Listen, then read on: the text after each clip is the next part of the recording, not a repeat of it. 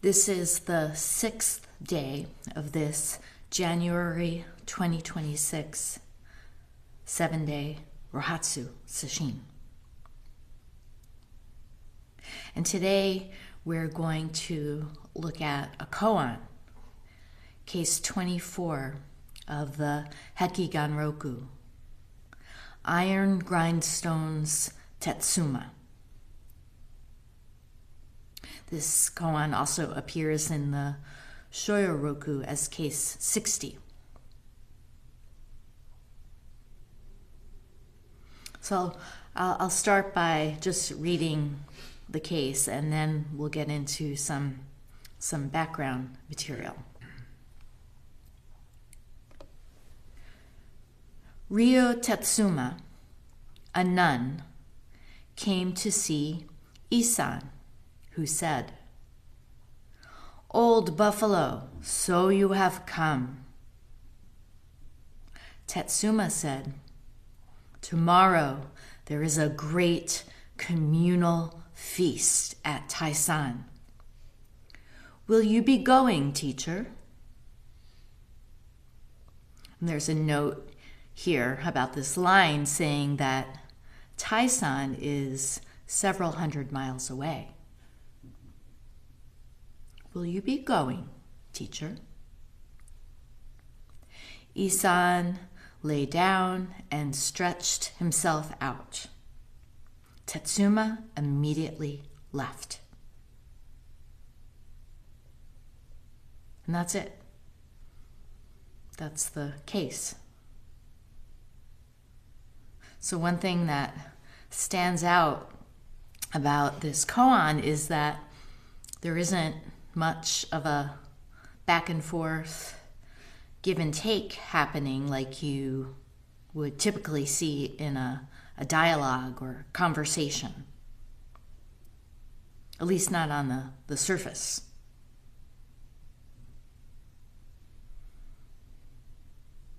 And as you know, you can't trust appearances.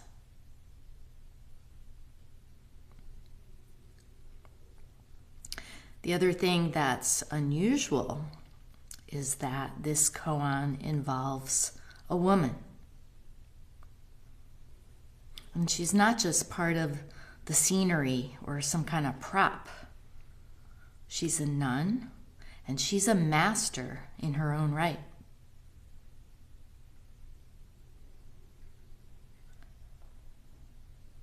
Zen Buddhism emerged within a cultural context that was largely monastic and patriarchal.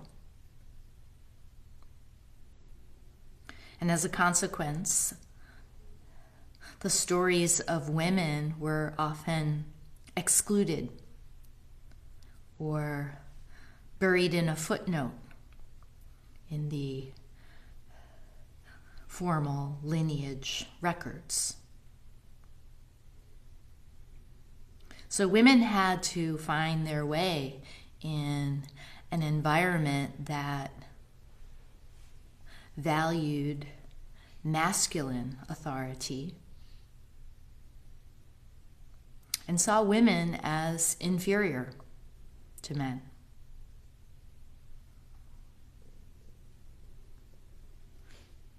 And of course, among the world's religions, this dynamic, this gender dynamic is not unique.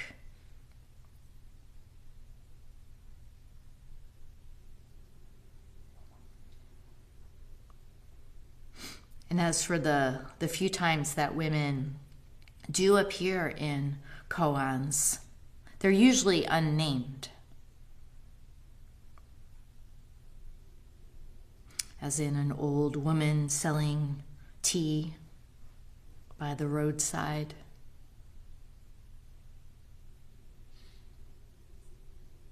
Or a young and beautiful granddaughter delivering food to a monk.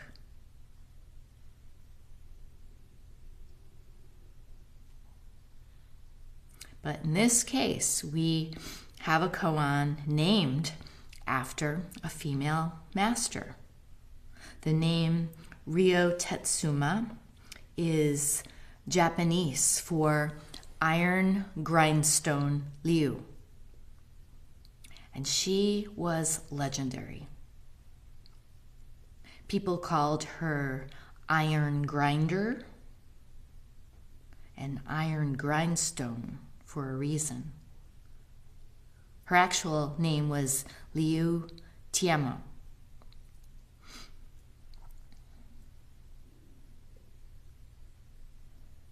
I gotta say, when I hear the word grindstone, it's hard for me not to think of the millstones that we have here at Chapin Mill on our property. There are several of these heavy, round stones with a hole in the middle, and they're the architectural remains of what was once a functioning grist mill back in the early 1800s. This mill was powered by flowing water.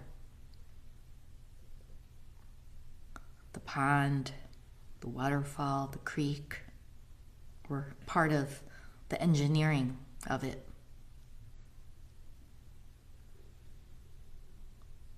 And the way it works, as these heavy stones rotated, they would crush and grind grains down into a flour.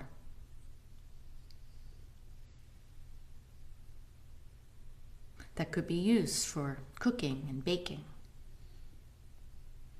And actually, the largest of the stones that were left on this property, the largest one marks Roshi Kapleau's gravesite up on the hill south of the creek.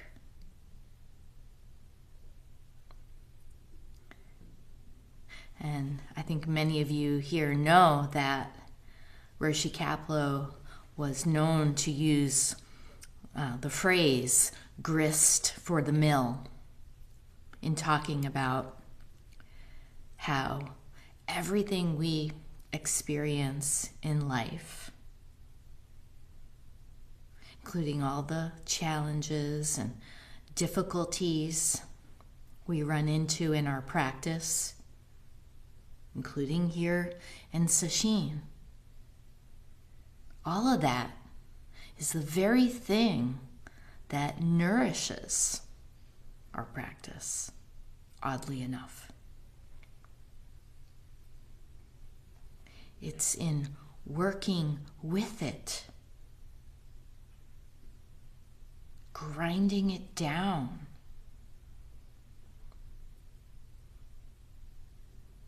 that our practice matures and ripens.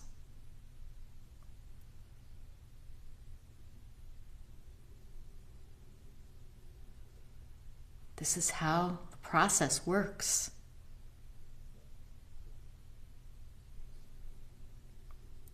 And in this sesshin, there's a lot of grist being ground down to powder. It's vital work.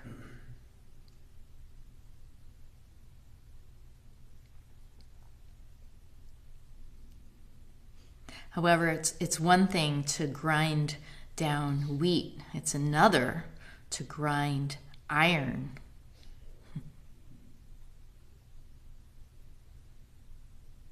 In Liu Tiamo's lifetime, iron was a highly valued metal. It was used to make agricultural tools, also weapons. It's both strong and malleable. It can be melted down and shaped into different forms. It can be combined with other metals as well.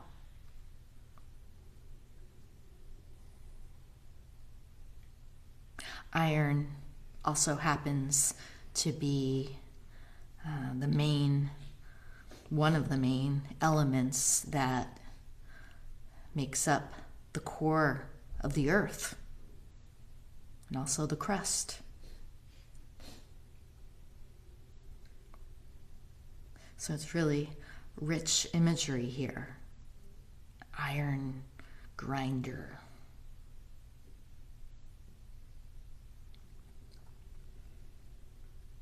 And then we have Isan, who was Irongrindstones' teacher.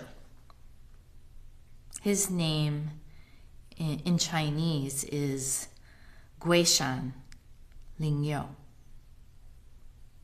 And he's a very prominent figure in Zen. He appears in several koans. And he's also recognized for emphasizing the integration of work practice into the monastic experience, monastic training. And his teacher was the renowned master Baijan, Hyakujo in Japanese. So that gives us a sense of the lineage that Liu Tianmo was a part of.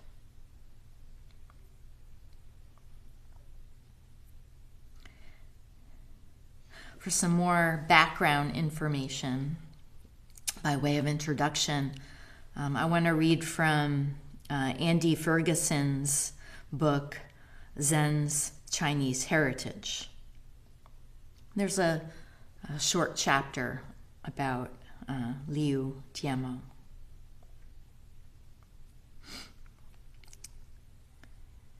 He says, after receiving the Dharma seal from Guishan, Liu lived a few miles away from him and would periodically come to visit. She taught Zen in a style described as precipitously awesome and dangerous.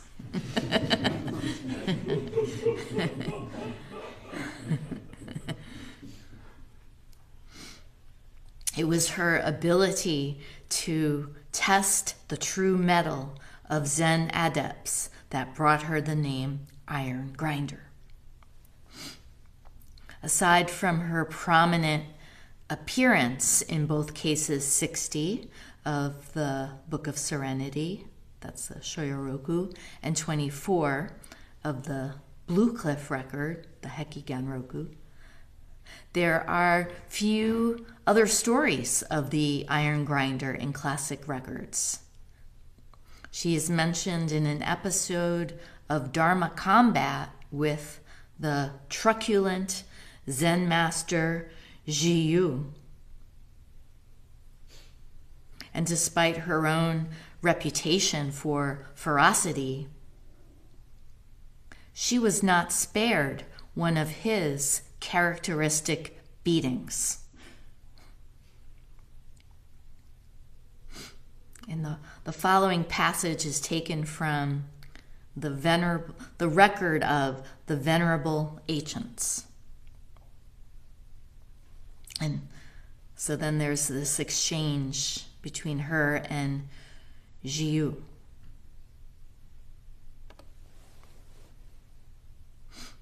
The leader of a congregation named Iron Grinder Liu came to see Zen Master Zhiyu. Zhiyu said to her, "I've heard of Iron Grinder Liu. They say you're not easy to contend with. Is that so?" And Iron Grinder responded, Where did you hear that? Where did you hear that? So notice she doesn't take the bait. She doesn't defend or explain herself in any way. She doesn't take Jiyu's words as criticism nor praise. Instead, she asks, "Where did you hear that?" She's kind of throwing it back at him and holding him accountable for his words. They say I'm not easy to contend with. Oh, really? Who is this they you speak of? Who says that? Tell me more.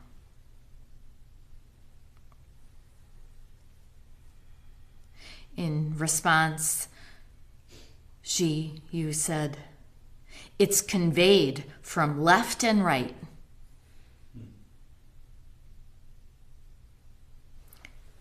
And Irongrinder said, "Don't fall down, master. Don't fall down." So what's going on here? When Jiyu says it's conveyed from left and right, it sounds like he's saying, everyone says that about you. The word on the street, all around town, is that you're a formidable foe.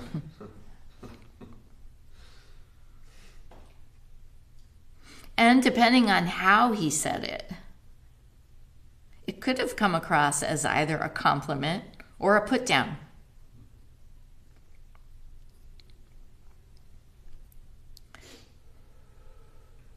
But she didn't take it as either.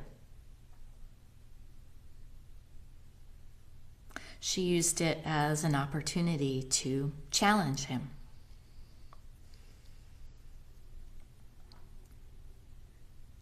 And about this line, it's conveyed from left and right. There's a footnote here, and it says, this Chinese phrase used by Jiyu is a double entendre. One interpretation is it's transmitted from left and right. And the second interpretation is circle left and circle right. And this note also says that while Jiyu apparently meant to convey the first meaning, that it's transmitted from left and right, Liu responded as if to the second one, circle left and circle right. Okay, but this doesn't really clear things up. Even though this note explains these two different translations, it's still opaque.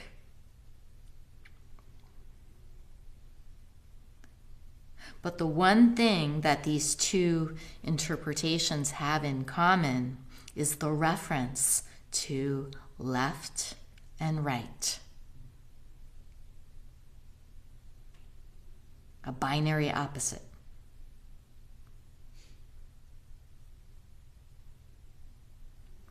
This and that, up and down, right and wrong, good and bad.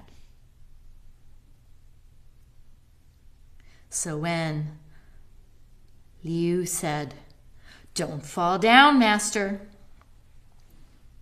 perhaps she was saying, "Look out, watch your step,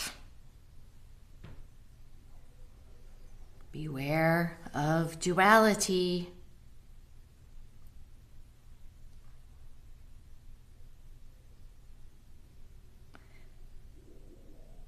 In response, Jiyu drove her out of the room with blows.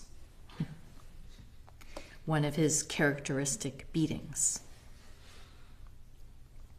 Now, about giving blows, most of you have heard this before, but we do need to put this in context.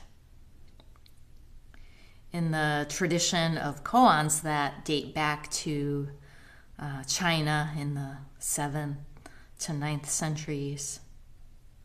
Blows and strikes, also insulting words, were actually used by masters as, believe it or not, skillful means.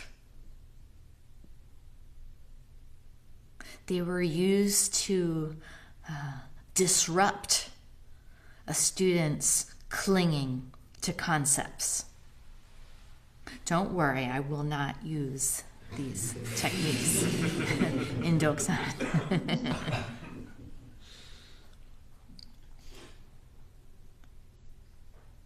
So the idea is that it's a catalyst for having a spontaneous, non-intellectual insight.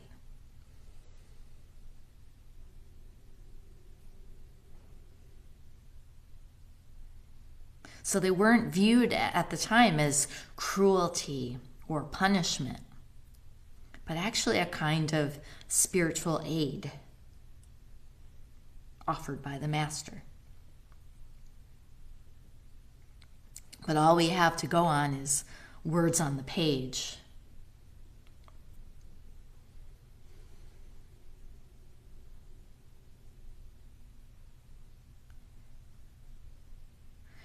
Can try to read between the lines or get underneath the words.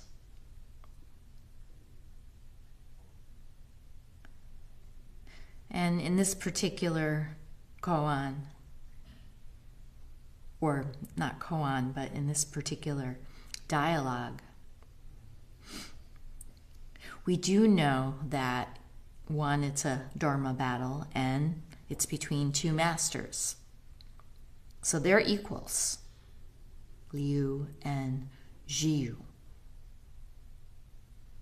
So when he drove her out with blows, I don't think we can automatically assume he was rejecting her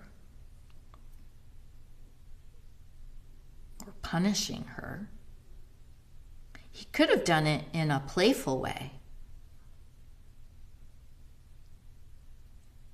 He could have done it to bring the conversation with her to a close, a conversation that wasn't going very well for him.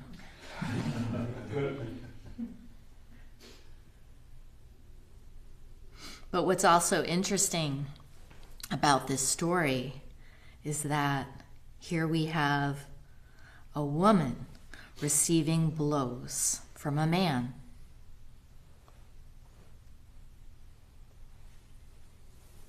It totally defies the conventional stereotype of women as delicate and fragile, in need of protection from men, and not as an equal.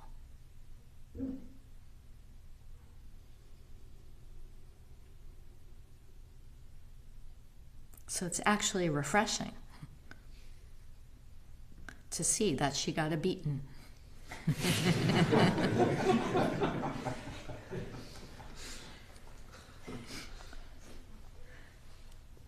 That's all the background information that's in Andy Ferguson's book.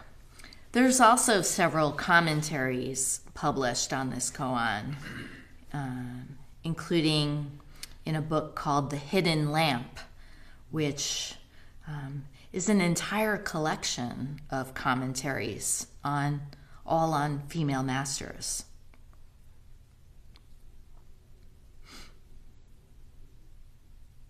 But let's take a closer look at the koan now.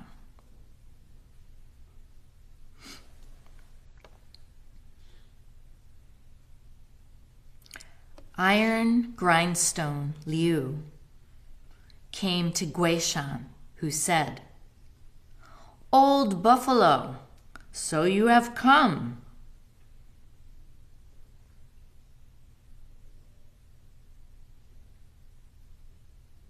Now that might have been a setup as well. So you have come.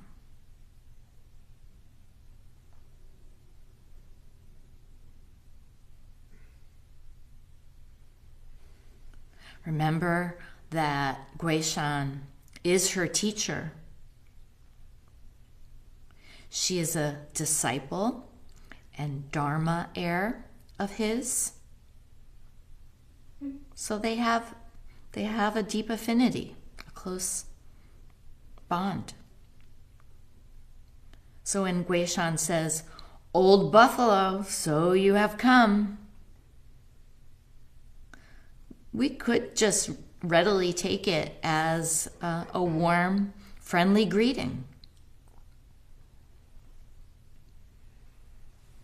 Now you may think calling a woman an old buffalo is rather offensive. Maybe it's a commentary on her appearance. Certainly not something I recommend you say to somebody you hardly know, at the very least. But actually, in this case, we can understand it as a Zen expression. In Zen, a buffalo or any kind of working service animal, such as an ox, it's a symbol of our true nature functioning.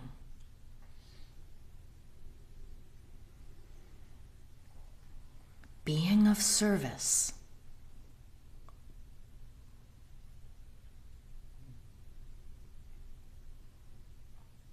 A buffalo, in other words, is a bodhisattva, one who is revered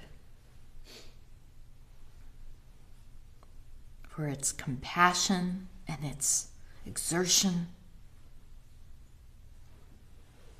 in support of all beings.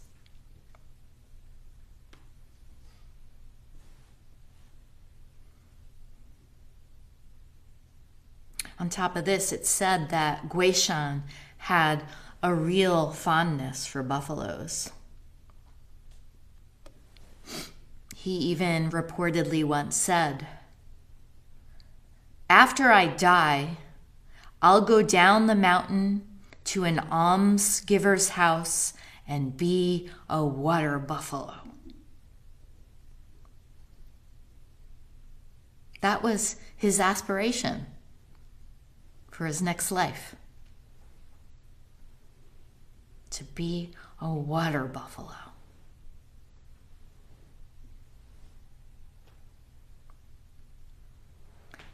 A large, lumbering work animal.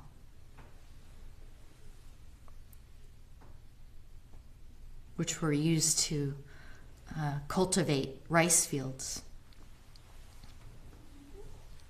So then, in this context, his calling Liu an old buffalo was actually the highest genuine praise he could give her. Old buffalo, so you have come.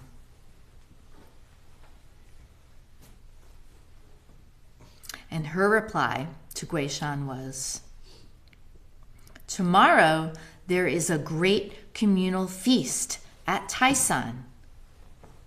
Will you be going, teacher?" So there's some coming and going happening here. Now, with Taisan being several hundred miles away, they're not being modern transportation, by the way, like taking an airplane or a train or a car. Why would she even ask such a question? There's no way he could get there by foot in time for that feast tomorrow, nor by horse.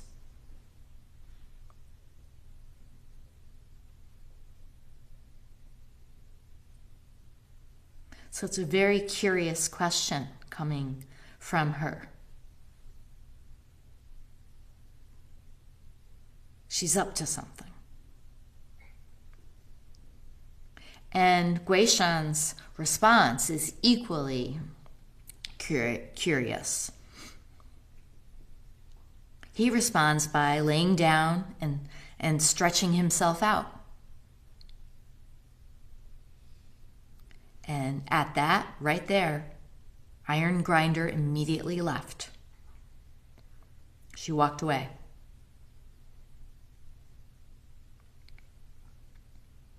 The student working on this koan has to intuit what Guishan was up to when he got down and sprawled himself out, presumably on the ground.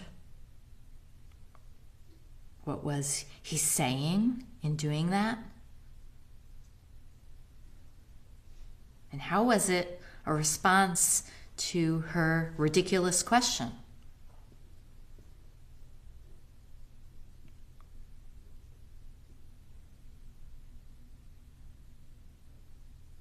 And also, the other thing to look into is, why did she immediately leave? You can just picture her turning around and walking off, no gap.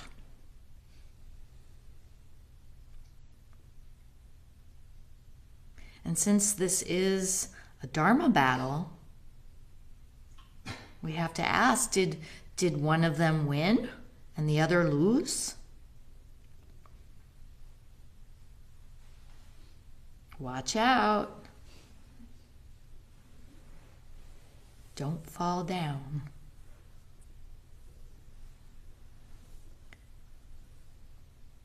Gain and loss and right and wrong, once and for all. Get rid of them.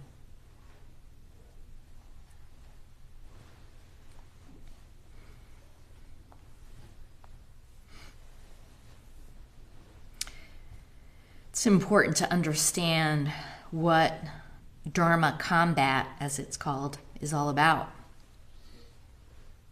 One way to think of it is as a sport. In this case, a friendly competition between two enlightened masters.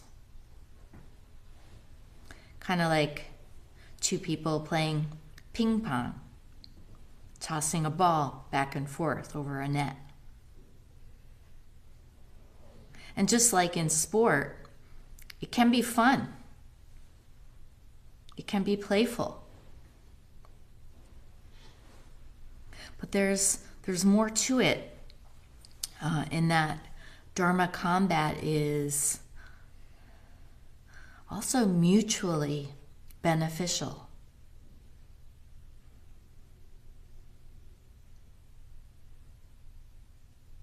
It's not about who wins and who loses.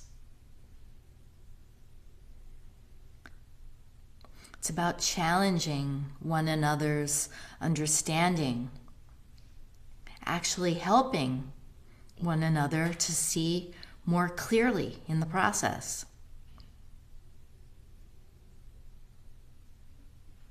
Each bringing something forth.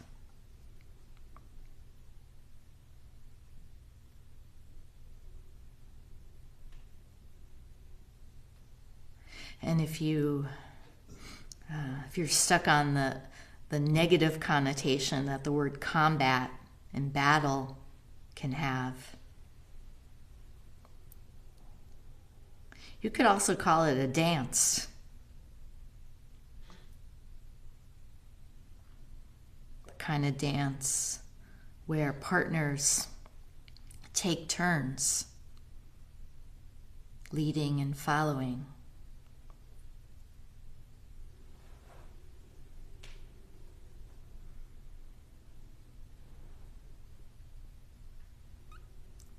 In any case,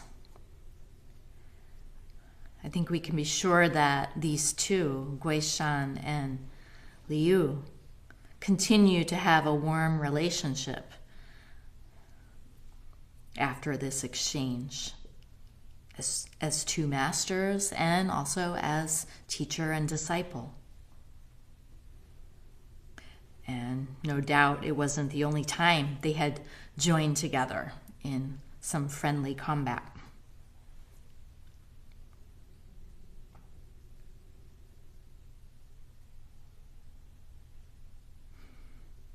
And as for this particular koan, it ended rather abruptly.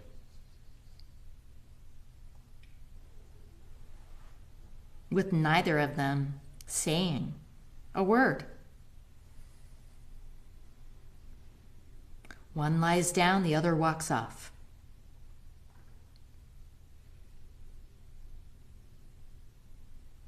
And ordinarily, we might interpret somebody walking away as giving up, surrendering, as in, okay, Guishan, you win, you got me.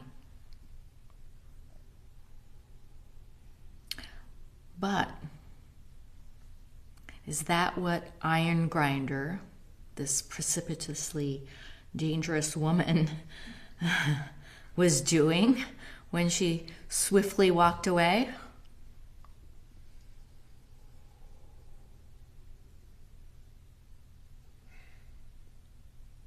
Or was she having the last decisive word?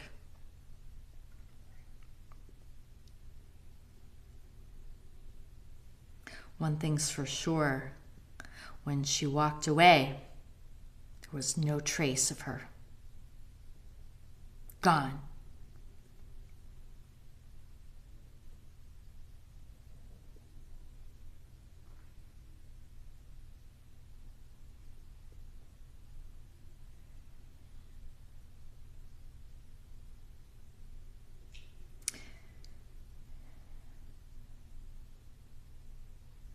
And as we approach the last 24 hours of this sesshin, may each of us do our best also to leave no trace.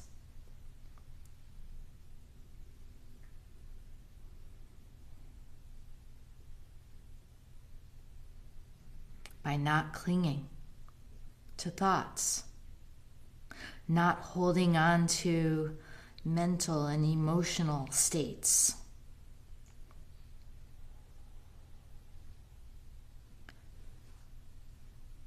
Not being disturbed or discouraged by stuff.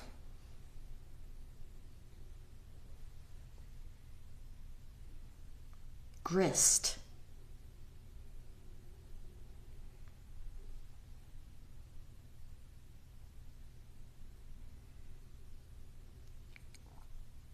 After 6 days of zazen, an intensive practice, you can trust that at this point, whatever shows up in the mind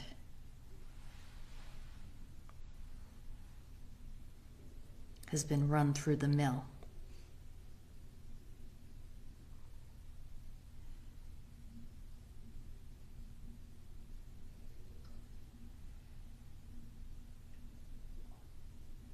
Has no substance. It's been pulverized.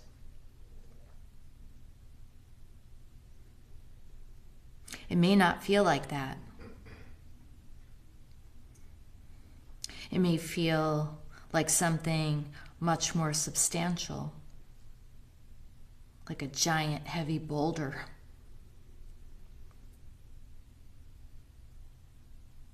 That's all an illusion. Don't fall for it.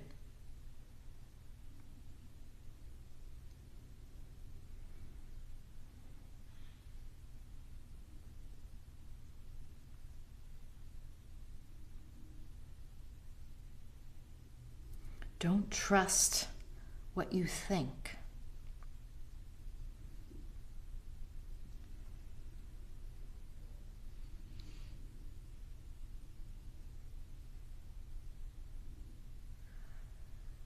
Trust who you are.